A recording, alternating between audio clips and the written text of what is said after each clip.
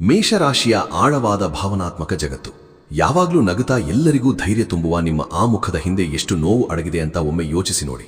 ನೀವು ಪ್ರತಿಯೊಬ್ಬರಿಗೂ ನಾಯಕನಾಗಿ ನಿಂತು ಜವಾಬ್ದಾರಿ ತೆಗೆದುಕೊಳ್ತೀರಾ. ಕಷ್ಟದಲ್ಲಿದ್ದವರ ಪರವಾಗಿ ಸಿಂಹದಂತೆ ಹೋರಾಡ್ತೀರಾ.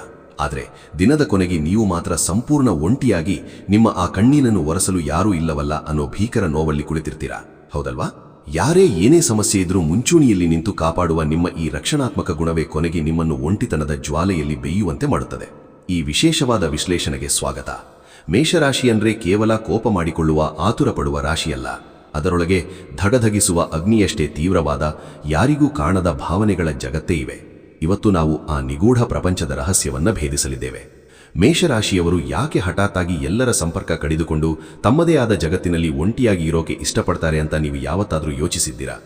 ಸುತ್ತಮುತ್ತ ಇರೋರು ಇದನ್ನ ನೋಡಿ ಇವರಿಗೆ ತುಂಬಾ ಅಹಂಕಾರ ಅಥವಾ ಸೋಲು ಒಪ್ಪಿಕೊಂಡಿದ್ದಾರೆ ಅಂತ ಸುಲಭವಾಗಿ ಜಡ್ಜ್ ಮಾಡ್ತಾರೆ. ಆದರೆ ಒಂದು ವಿಷಯ ನಿಮಗೆ ಗೊತ್ತಾ? ಇಲ್ಲಿ ನಿಜವಾದ ಸತ್ಯ ಶುರುವಾಗುತ್ತೆ. ಇದು ಇವರ ದೌರ್ಬಲ್ಯ ಅಲ್ಲ, ಇದು ಬ್ರಹ್ಮಾಂಡದ ಒಂದು ಭಯಾನಕ ಸತ್ಯ. ಮತ್ತೊಂದು ಆಶ್ಚರ್ಯ ವಿಷಯ ಅಂದ್ರೆ ಇದೇ ಅವರ ಅತಿ ದೊಡ್ಡ ಸೂಪರ್ ಪವರ್ ಕೂಡ ಹೌದು. ಬನ್ನಿ ಈ ಏಕಾಂತದ ಹಿಂದಿರೋ ಅಸಲಿ ಕಥೆಯನ್ನ ನೋಡೋಣ. ಮೇಷರಾಶಿಯವರ ಆಳವಾದ ಹೇಳಿಕೊಳ್ಳಲಾಗದ ನೋವನ್ನ ಅರ್ಥ ಮಾಡಿಕೊಳ್ಳೋದು ಇವತ್ತು ನಮಗೆ ಬಹಳ ಮುಖ್ಯ. ಅವರು ಸಮಾಜದಿಂದ ಹೀಗೆ ದಿಢೀರನೆ ದೂರ ಉಳಿಯೋದಕ್ಕೆ ಕಾರಣ ಅವರ ಹಠ ಅಲ್ಲ, ಇದು ಅವರ ಭಾವನಾತ್ಮಕ ಉಳಿವಿಕೆ, ಅಂದ್ರೆ ಎಮೋಷನಲ್ ಸರ್ವೈವಲ್. ಪ್ರಪಂಚದ ಕೃತಜ್ಞತೆಯಿಂದ ಮತ್ತು ನಂಬಿಕೆ ದ್ರೋಹದಿಂದ ತಮ್ಮನ್ನ ತಾವು ರಕ್ಷಿಸಿಕೊಳ್ಳಲು ಬ್ರಹ್ಮಾಂಡವೇ ಅವರಿಗೆ ಕೊಟ್ಟಿರುವ ಒಂದು ಅದ್ಭುತವಾದ ರಕ್ಷಣಾ ಕವಚ ಇದು. ಈ ರಹಸ್ಯ ಗೊತ್ತಾದ್ರೆ ನೀವೇ ಆಶ್ಚರ್ಯಪಡ್ತೀರಾ. ಏಕೆಂದ್ರೆ ಹೊರಗಿನ ಪ್ರಪಂಚದ ಮೋಸದ ಆಟಗಳು ಇವರ ಮುಗ್ಧ ಮತ್ತು ನೇರವಾದ ಮನಸ್ಸನ್ನು ಘಾಸಿಗೊಳಿಸುತ್ತವೆ. ಭಾವನಾತ್ಮಕ ಬಳಲಿಕೆ ಮತ್ತು ಒಂಟಿತನದ ರಹಸ್ಯ. ಈಗ ಮೊದಲನೇ ಮತ್ತು ಅತಿ ಮುಖ್ಯವಾದ ಭಾಗ, ಭಾವನಾತ್ಮಕ ಬಳಲಿಕೆ ಮತ್ತು ಒಂಟಿತನ. ಇದರ ಬಗ್ಗೆ ತಿಳಿದುಕೊಳ್ಳೋಣ. ಜ್ಯೋತಿಷ್ಯ ಶಾಸ್ತ್ರದಲ್ಲಿ ಮೇಷರಾಶಿ ಅಗ್ನಿತತ್ವವನ್ನು ಹೊಂದಿರೋ ಮೊದಲನೇ ರಾಶಿ. ಅಗ್ನಿತತ್ವ ಅಂದ್ರೆ ಏನು ಗೊತ್ತಾ? ಇದು ವಿಪರೀತ ಉತ್ಸಾಹ, ಸ್ವಾಭಿಮಾನ ಮತ್ತು ಸತ್ಯಕ್ಕಾಗಿ ಹಂಬಲಿಸುವ ಸಂಕೇತ. ಅಂದ್ರೆ ಇವರು ತಮ್ಮ ಸುತ್ತಮುತ್ತ ನಡೆಯುವ ಪ್ರತಿಯೊಂದು ವಿಚಾರದಲ್ಲೂ ಅನ್ಯಾಯವನ್ನ ಕಂಡರೆ ಸಹಿಸೋದಿಲ್ಲ. ಯಾರಾದರೂ ನೋವಿನಲ್ಲಿದ್ದರೆ ಅಥವಾ ಅಸಹಾಯಕರಾಗಿದ್ದರೆ ಇವರು ತಕ್ಷಣವೇ ಆ ಜವಾಬ್ದಾರಿಯನ್ನ ತಾವೇ ಹೊತ್ತುಕೊಳ್ತಾರೆ. ಒಂದು ಉರಿಯುವ ಜ್ವಾಲೆ ತನ್ನ ಸುತ್ತಲಿನ ಕತ್ತಲನ್ನು ಹೇಗೆ ಸುಡುತ್ತದೋ ಹಾಗೆ ಮೇಷರಾಶಿಯವರು ಇತರರ ಕಷ್ಟಗಳನ್ನು ನಿವಾರಿಸಲು ತಮ್ಮ ಶಕ್ತಿಯನ್ನೇ ಧಾರೆ ಎರುತ್ತಾರೆ. ಇದೇ ಇವರ ದೊಡ್ಡ ಶಕ್ತಿ, ಜೊತೆಗೆ ಅಷ್ಟೇ ದೊಡ್ಡ ದೌರ್ಬಲ್ಯ ಕೂಡ. ಕೆಲವೊಮ್ಮೆ ಇವರು ತುಂಬಾ ಜನರ ಮಧ್ಯೆ ಇದ್ದಾಗಲೂ ಸುಮ್ಮನೆ ಮೌನವಾಗಿ ಕೂತಿರ್ತಾರೆ. ವಿಪರೀತ ದಣೆತಂತೆ ಫೀಲ್ ಮಾಡ್ತಾರೆ. ಯಾಕೆ ಅಂತ ಗೊತ್ತಾ? ಇದು ಖಂಡಿತ ಫಿಸಿಕಲ್ ಆಯಾಸ ಅಲ್ಲ, ಇದು ಅಕ್ಷರಶಃ ಎಮೋಷನಲ್ ಬರ್ನ್ಔಟ್, ಅಂದ್ರೆ ಭಾವನಾತ್ಮಕ ಬಳಲಿಕೆ. ಬೇರೆಯವರಿಗಾಗಿ ಹೋರಾಡಿ ಹೋರಾಡಿ ಇವರ ಮನಸ್ಸು ಸಂಪೂರ್ಣವಾಗಿ ನಿತ್ರಾಣಗೊಂಡು ಬಿಡುತ್ತದೆ. ಜನರ ಮುಖ ನೋಡಿದ ತಕ್ಷಣ ಅವರ ಮನಸ್ಸಿನಲ್ಲಿ ಏನಿದೆ, ಅವರು ನಾಟಕ ಮಾಡ್ತಿದ್ದಾರಾ ಅಥವಾ ನಿಜವಾಗ್ಲೂ ಕಷ್ಟದಲ್ಲಿದ್ದಾರಾ ಅಂತ ಪತ್ತೆ ಹಚ್ಚುವ ಶಕ್ತಿ ಇವರಲ್ಲಿದೆ. ಈ ನಿರಂತರ ಪ್ರಕ್ರಿಯೆ ಇವರ ಎನರ್ಜಿಯನ್ನೇ ಹೀರಿಬಿಡುತ್ತದೆ. ಅದಕ್ಕೆ ಅವರು ಜನರಿಂದ ದೂರ ಹೋಗೋದು ಇದು ದ್ವೇಷದಿಂದ ಅಲ್ಲ, ಬದಲಾಗಿ ತಮ್ಮನ್ನ ತಾವು ಈ ಭಾವನಾತ್ಮಕ ಬಳಲಿಕೆಯಿಂದ ಕಾಪಾಡಿಕೊಳ್ಳೋಕೆ ಇರೋ ಒಂದೇ ದಾರಿ ಅನ್ನೋ ಕಾರಣಕ್ಕೆ. ಇವರ ಪ್ರತಿಯೊಂದು ಗುಣದ ಹಿಂದೆಯೂ ಬ್ರಹ್ಮಾಂಡದ ಒಂದೊಂದು ದೊಡ್ಡ ಶಕ್ತಿ ಅಡಗಿದೆ. ಇವರ ಆಳವಾದ ಧೈರ್ಯ ಆ ಅಗ್ನಿತತ್ವದಿಂದ ಬಂದರೆ, ಎಲ್ಲರನ್ನೂ ತಮ್ಮವರೆಂದು ನಂಬಿಬಿಡುವ ಆ ಮುಗ್ಧತೆ ಇವರ ಆಡಳಿತ ಗ್ರಹವಾದ ಮಂಗಳದಿಂದ ಬರುತ್ತೆ. ಸಮಾಜದಿಂದ ದೂರ ಸರಿಯೋದು ಕೇವಲ ಆತ್ಮರಕ್ಷಣೆಯ ತಂತ್ರ. ಆದರೆ ಕಷ್ಟಗಳನ್ನು ಎದುರಿಸಿ ಮುನ್ನುಗ್ಗುವ ಆ ಅದ್ಭುತ ಶಕ್ತಿ ಇವರ ಮೊದಲನೇ ಮನೆಯಿಂದ ಬರುತ್ತೆ. ಈ ಎಲ್ಲ ನಿಗೂಢ ಅಂಶಗಳು ಒಟ್ಟಾಗಿ ಸೇರಿಯೇ ಕೃತಜ್ಞ ಜನರಿಂದ ಸಂಪೂರ್ಣವಾಗಿ ದೂರ ಸರಿಯುವಂತೆ ಇವರ ಆತ್ಮವನ್ನೇ ಒತ್ತಾಯಿಸುತ್ತದೆ. ಮೊದಲನೇ ಮನೆಯ ಗುಪ್ತ ಜ್ಯೋತಿಷ್ಯ ರಹಸ್ಯ. ಮುಂದಿನ ಹಂತಕ್ಕೆ ಹೋಗೋಣ. ಇದು ಮೊದಲನೇ ಮನೆಯ ಗುಪ್ತ ರಹಸ್ಯ. ಇಲ್ಲಿ ಜ್ಯೋತಿಷ್ಯದ ಅಸಲಿ ಲೆಕ್ಕಾಚಾರ ಶುರುವಾಗುತ್ತೆ. ಜ್ಯೋತಿಷ್ಯದ ಲೆಕ್ಕಾಚಾರದಲ್ಲಿ ಮೇಷರಾಶಿ ಕಾಲಪುರುಷನ ಮೊದಲನೇ ಮನೆಯನ್ನ ಅಂದ್ರೆ ಲಗ್ನ ಭಾವವನ್ನ ಪ್ರತಿನಿಧಿಸುತ್ತೆ. ಇದನ್ನ ತನುಭಾವ ಅಂತ ಕೂಡ ಕರೀತಾರೆ. ಮಂಗಳ ಗ್ರಹದ ಆಧಿಪತ್ಯದಲ್ಲಿರೋ ಈ ಮನೆ ಇವರನ್ನು ಸದಾ ಕ್ರಿಯಾಶೀಲವಾಗಿರುವಂತೆ ಮತ್ತು ಹೊಸ ಹಾದಿಯನ್ನು ಸೃಷ್ಟಿಸುವ ಕಡೆಗೆ ಬಹಳ ವೇಗವಾಗಿ ಸೆಳೆಯುತ್ತೆ. ಆದರೆ ಇಲ್ಲಿ ಗಮನಿಸಬೇಕಾದ ಒಂದು ದೊಡ್ಡ ರಹಸ್ಯ ಇದೆ. ಇದೇ ರಾಶಿ ಚಕ್ರದ ಆರಂಭದ ಬಿಂದುವಾಗಿರೋದ್ರಿಂದ ಇವರು ಮಗುವಿನಂತಹ ನಿಷ್ಕಲ್ಮಶ ಮನಸ್ಸನ್ನ ಹೊಂದಿರ್ತಾರೆ. ಇವರು ಜನರ ಜೊತೆ ತುಂಬಾ ಬೆರೆತಾಗ ಬೇರೆಯವರ ಸ್ವಾರ್ಥ ಮತ್ತು ಕಪಟತನ ಇವರನ್ನು ಸುಲಭವಾಗಿ ಆಕ್ರಮಿಸುತ್ತವೆ.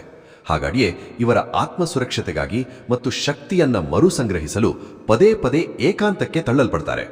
ಮೇಷರಾಶಿಯವರು ಒಂಟಿಯಾಗಿ ಕೂತಿರೋದನ್ನ ಅಥವಾ ಮೌನವಾಗಿರೋದನ್ನ ಯಾರಾದರೂ ಇವರು ಸೋಲು ಅಥವಾ ಜವಾಬ್ದಾರಿಯಿಂದ ಓಡಿ ಹೋಗ್ತಿದ್ದಾರೆ ಅಂತ ಅಂದುಕೊಂಡ್ರೆ ಅದು 100ಕ್ಕೆ 100 ತಪ್ಪು. ಈ ಮೌನ ವಾಸ್ತವದಿಂದ ಓಡಿ ಹೋಗೋದಲ್ಲ, ಬದಲಾಗಿ ಆ ಏಕಾಂತದಲ್ಲಿ ಅವರ ಆತ್ಮ ಕಳೆದುಕೊಂಡ ಸಿಂಹದಂತಹ ಶಕ್ತಿಯನ್ನ ಮತ್ತೆ ಮರಳಿ ಪಡೆಯುವ ಒಂದು ದೈವಿಕ ತಪಸ್ಸು ಅದು. ಆ ಏಕಾಂತದ ಸಮಯದಲ್ಲೇ ಅವರು ಸಂಪೂರ್ಣವಾಗಿ ಹೊಸ ಮನುಷ್ಯರಾಗಿ ಮತ್ತಷ್ಟು ಬಲಿಷ್ಠರಾಗಿ ಮರುಸೃಷ್ಟಿಯಾಗ್ತಾರೆ. ಇದೇ ಮೌನ ಇವರ ಒಳಗಿನ ಅದ್ಭುತ ನಾಯಕತ್ವದ ಗುಣವನ್ನು ಮತ್ತು ಹೊಸ ಆಲೋಚನೆಗಳನ್ನು ಜಾಗೃತಗೊಳಿಸುತ್ತೆ. ಹಿತಶತ್ರುಗಳು ಮತ್ತು ಜನ್ಮಶನಿಯ ಕಠಿಣ ಪರೀಕ್ಷೆ. ಈಗ ಒಂದು ಕಠೋರವಾದ ಸತ್ಯದ ಬಗ್ಗೆ ಮಾತನಾಡೋಣ. ಹಿತಶತ್ರುಗಳು ಮತ್ತು ಶನಿಯ ಪರೀಕ್ಷೆ. ಮೇಷರಾಶಿಯವರ ಜೀವನದಲ್ಲಿ ಪದೇ ಪದೇ ನಡೆಯುವ ಒಂದು ಘಟನೆಯನ್ನು ನೀವು ನೋಡಿರಬಹುದು. ಇವರು ಯಾರಿಗೋ ಒಬ್ಬರಿಗೆ ತಮ್ಮ ಪ್ರಾಣಕ್ಕಿಂತ ಹೆಚ್ಚಾಗಿ ನಂಬಿ ಆರ್ಥಿಕವಾಗಿ ಮಾನಸಿಕವಾಗಿ ತಮ್ಮ ಮಿತಿಮೀರಿದ ಸಹಾಯ ಮಾಡ್ತಾರೆ. ಆದರೆ ಕೊನೆಗೆ ಆ ವ್ಯಕ್ತಿ ಇವರ ಈ ನೇರ ನಡೆ ಮತ್ತು ಒಳ್ಳೆತನವನ್ನೇ ದೌರ್ಬಲ್ಯ ಅಂತ ಅಂದ್ಕೊಂಡು ಬೆನ್ನಿಗೆ ಚೂರಿ ಹಾಕ್ತಾನೆ, ಮೋಸ ಮಾಡ್ತಾನೆ. ಮೇಷರಾಶಿಯವರ ಅತಿದೊಡ್ಡ ಸಮಸ್ಯೆ ಅಂದ್ರೆ ಅವರಿಗೆ ರಾಜತಾಂತ್ರಿಕವಾಗಿ ಅಥವಾ ಕಪಟವಾಗಿ ಮಾತನಾಡಲು ಬರೋದಿಲ್ಲ. ಆದರೆ ಒಮ್ಮೆ ತಮಗೆ ಮೋಸ ಆಗಿದೆ, ದ್ರೋಹ ಆಗಿದೆ ಅಂತ ಗೊತ್ತಾದ ತಕ್ಷಣ ಇವರು ಜಗಳಾಡಕ್ಕೆ ಹೋಗಲ್ಲ.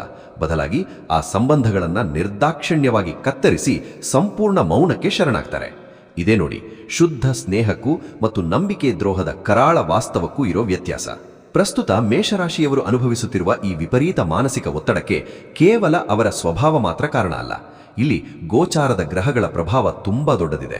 ಶನಿದೇವನು ಇವರ ಕರ್ಮದ ನ್ಯಾಯಾಧೀಶನಾಗಿ ಇವರ ಜೀವನದಲ್ಲಿ ಯಾರು ಅಯೋಗ್ಯರು, ಯಾರು ದ್ರೋಹಿಗಳು ಅವರನ್ನೆಲ್ಲ ಕಸಗೂಡಿಸಿದ ಹಾಗೆ ಗೂಡಿಸಿ ಇವರನ್ನು ಶುದ್ಧೀಕರಿಸುತ್ತಿದ್ದಾನೆ.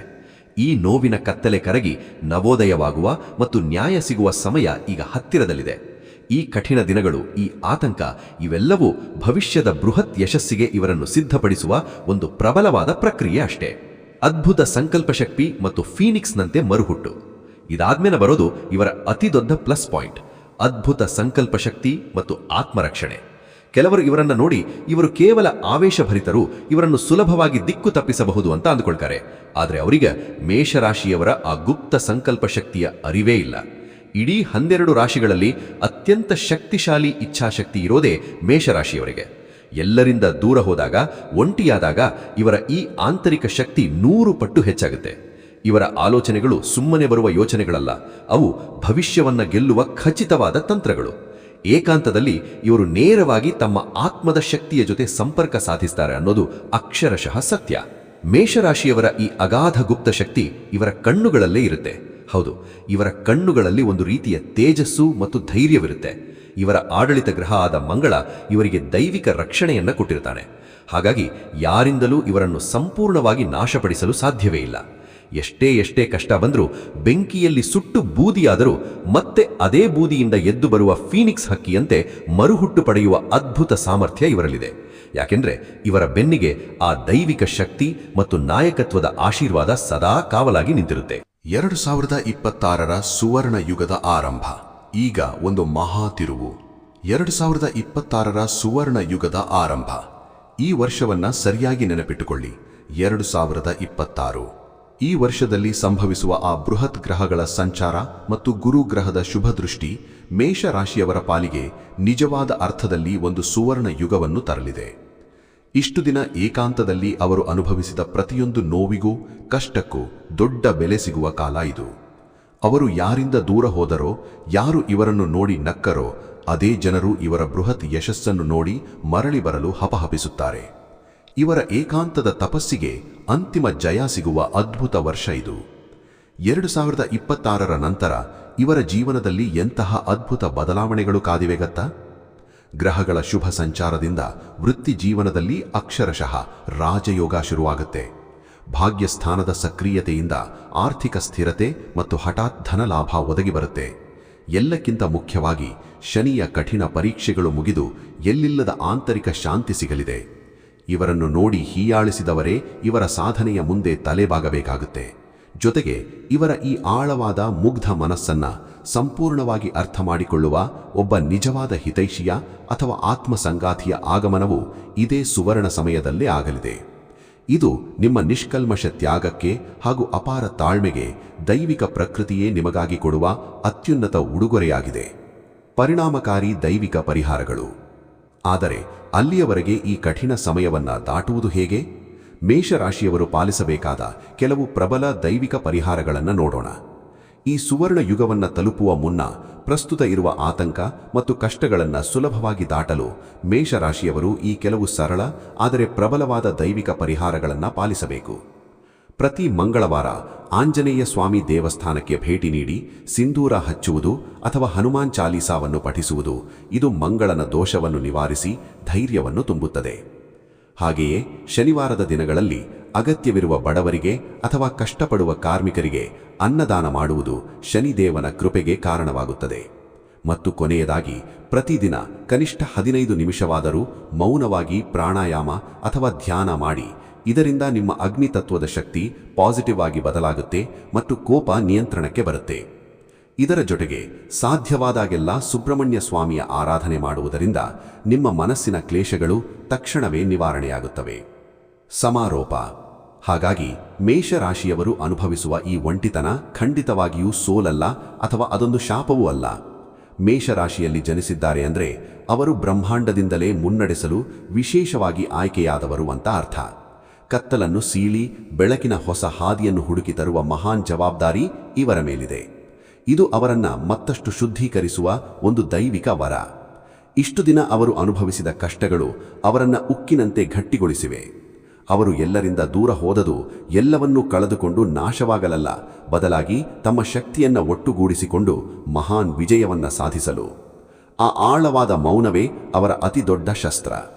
ಮೇಷರಾಶಿಯವರು ದೈವಿಕವಾಗಿ ರಕ್ಷಿಸಲ್ಪಟ್ಟಿದ್ದಾರೆ ಮತ್ತು ಅವರು ಹುಟ್ಟಿರೋದೇ ಉನ್ನತ ಸಾಧನೆಗಳಿಗಾಗಿ. ಇಷ್ಟು ದಿನದ ಆ ಕತ್ತಲನ್ನ ದಾಟಿ ಈಗ ಪರಮ ಬೆಳಕಿನ ಕಡೆಗೆ ವಿಜಯಶಾಲಿಯಾಗಿ ಹೆಜ್ಜೆ ಹಾಕುವ ಸಮಯ ಬಂದಿದೆ. ಈ ವಿಶ್ಲೇಷಣೆ ನಿಮಗೆ ಇಷ್ಟವಾದರೆ ನೀವು ಅಥವಾ ನಿಮ್ಮ ಸುತ್ತಮುತ್ತಲಿರುವ ಮೇಷರಾಶಿಯವರ ಜೀವನದಲ್ಲಿ ನಡೆದ ಇಂತಹದೇ ಏಕಾಂತದ ನೋವಿನ ಘಟನೆಗಳನ್ನು ಕಮೆಂಟ್ ವಿಭಾಗದಲ್ಲಿ ತಪ್ಪದೇ ಹಂಚಿಕೊಳ್ಳಿ. ನಿಮ್ಮ ಕಥೆ ಇನ್ನೊಬ್ಬರಿಗೆ ಖಂಡಿತ ಸ್ಫೂರ್ತಿಯಾಗಬಹುದು. ಇಂತಹ ಮತ್ತಷ್ಟು ಆಳವಾದ ಬ್ರಹ್ಮಾಂಡದ ರಹಸ್ಯಗಳನ್ನು, ಜೀವನದ ಸತ್ಯಗಳನ್ನು ತಿಳ್ಕೊಳ್ಳಕ್ಕೆ ಕಾಲಚಕ್ರ ಯೂಟ್ಯೂಬ್ ಚಾನಲ್ ಅನ್ನು ಈಗಲೇ ಸಬ್ಸ್ಕ್ರೈಬ್ ಮಾಡಿ. ನೆನಪಿಡಿ, ಬ್ರಹ್ಮಾಂಡದ ಆ ಅಗಾಧವಾದ ಶಕ್ತಿ ಸದಾ ನಿಮ್ಮ ಜೊತೆಗಿದೆ. ಈ ವಿಶ್ಲೇಷಣೆಯನ್ನು ವೀಕ್ಷಿಸಿದ್ದಕ್ಕಾಗಿ ತುಂಬು ಹೃದಯದ ಧನ್ಯವಾದಗಳು. ನಿಮ್ಮ ಜಾತಕ ಗೊತ್ತಿಲ್ಲದೆ ಜೀವನದ ಚಿಂತೆ ಮಾಡ್ತಾ ಇದ್ದೀರಾ? ಅನೇಕ ಜ್ಯೋತಿಷರಲ್ಲಿ ಕೇಳಿ ಹಣ ನೆಮ್ಮದಿ ಕಳೆದುಕೊಂಡಿದ್ದೀರಾ? ಚಿಂತೆ ಬಿಡಿ, ನಿಮ್ಮ ಮುಂದಿನ ಜೀವನದ ಬಗ್ಗೆ ನೀವೇ ತಿಳಿದುಕೊಳ್ಳುವ ಸುವರ್ಣಾವಕಾಶ.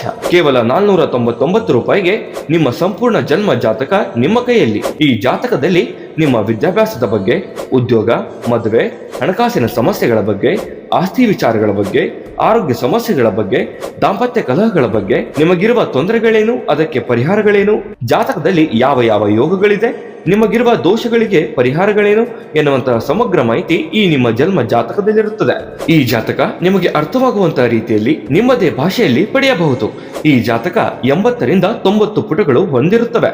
ಕೇವಲ 15 ನಿಮಿಷಗಳಲ್ಲಿ ನಿಮ್ಮ ವಾಟ್ಸ್ಆಪ್ ಸಂಖ್ಯೆಗೆ PDF ಫೈಲ್ನ ಮೂಲಕ ಕಳುಹಿಸಲಾಗುತ್ತದೆ. ಈಗಲೇ ನಿಮ್ಮ ಜನ್ಮ ಜಾತಕವನ್ನ ಪಡೆಯಲು ಹಾಗೂ ಗುರುಜಿಯವರ ಸಲಹೆಗಳನ್ನ ಪಡೆಯಲು ನಮ್ಮ ವಾಟ್ಸ್ಆಪ್ ಸಂಖ್ಯೆಗೆ ಜಾತಕ ಎಂದು ಮೆಸೇಜ್ ಮಾಡಿ ನಿಮ್ಮ ಭವಿಷ್ಯದ ಕನ್ನಡಿಯನ್ನ ಪಡೆದುಕೊಳ್ಳಿ. ಕೇವಲ 499 ರೂಪಾಯಿಗೆ ನಿಮ್ಮ ಸಂಪೂರ್ಣ ಜನ್ಮ ಜಾತಕ ನಿಮ್ಮ ಕೈಯಲ್ಲಿ.